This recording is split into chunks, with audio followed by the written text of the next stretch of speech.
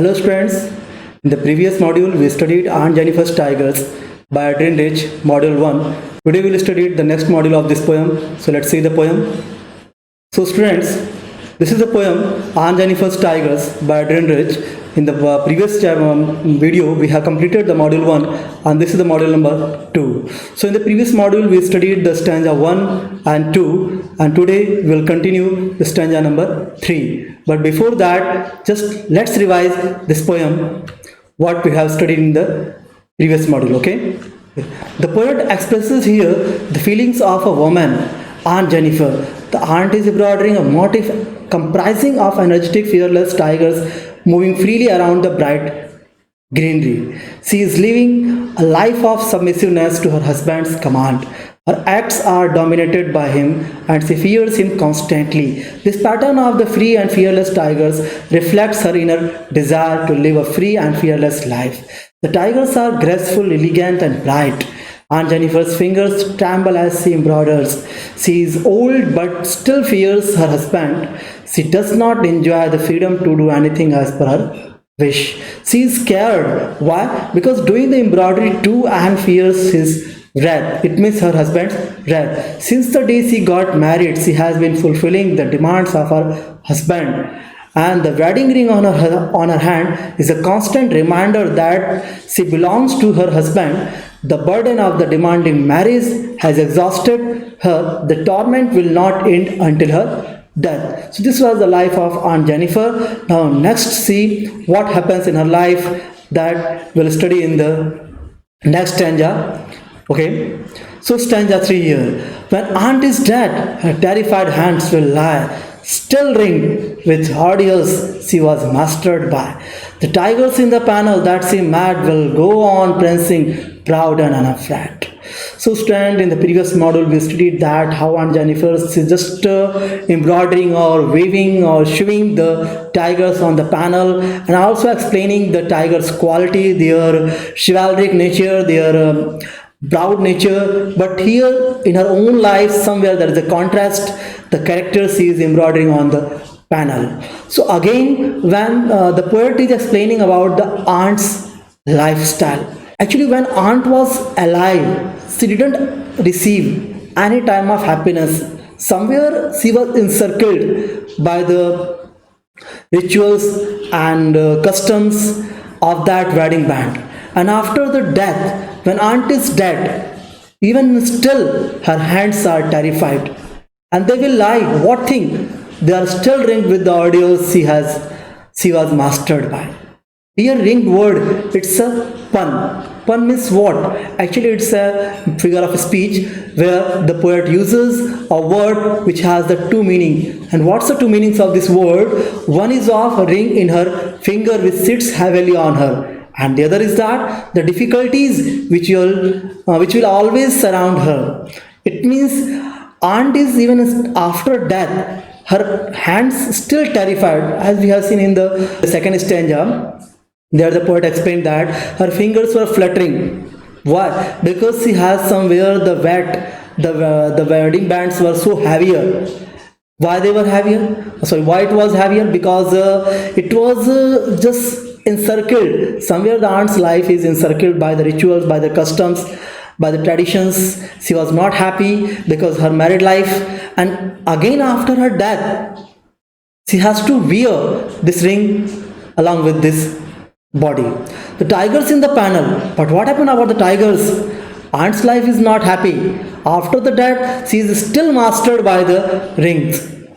Okay, and the tigers in the panel that she mad, that shows her desire, and they were same condition as she has met, will go on prancing, proud and unafraid.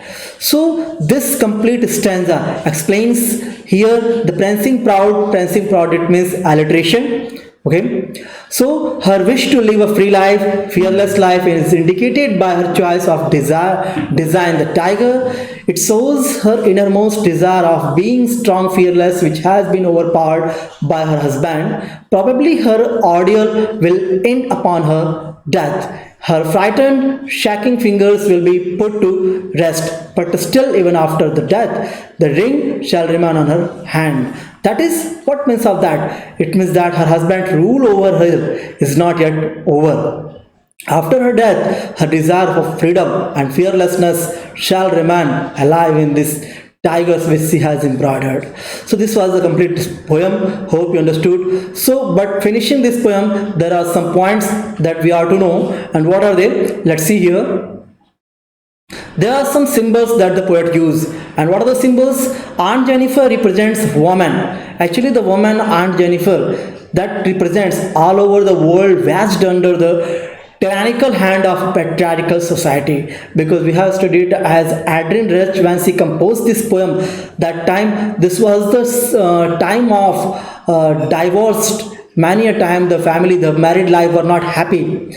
Many couples were there getting divorced due to their unhappy life. So here, Aunt Jennifer's woman, this woman also explain about all over the world west under the tyrannical hand of patriarchal society. Aunt Jennifer's tigers, the tiger symbolizes here dreams and desire of being powerful, fearless, decisive and liberated. That was the desire of that time of woman. The wedding bat here signifies the patriarchal society where the command is defined as masculine, because the command is completely in the hand of masculine power. Uncle denotes the oppression. Aunt Jennifer's hands represents the reality of her life. So hope you understood about the symbols in the poem that the poet used here. Next, after that, there are some ironies that the poet also used here. A weak and submissive woman weaving a picture of tigers that are strong and fearless. It means somewhere one side is the woman's life is very submissive life, she is a weak, and the other side she is just weaving the tigers, they are strong and fearless. So that shows an irony here. Next one, brutal tigers are depicted chivalric and the cultured man is depicted as an oppressor here. So somewhere, as the aunt explained about the tiger's quality, they are chivalric, but here the man's quality she explained here, they depicted as an oppressor. This is also an irony. And another example of irony is here, even when the creator dies, it means when aunt is dies, her work still will continue to exist. It means her work, it means the tigers, they were also explaining her desire after her death. So hope you understood this poem very well by Adrian Rich. Okay, so let's see here. This time questions for practice. What are the audience Aunt Jennifer is surrounded by? Wild animals, old people, heavy crowd, heavy responsibilities of married life. So option number D is right. Okay. So next one. What is the significance of the word ringed? Responsibilities, heavy duties, fatigued people, responsibilities that form circles like a ring surrounding a finger. Option number D is right. Okay. The question number 3 is there. What is the purpose of creating animals which are completely a contrast to Aunt's character?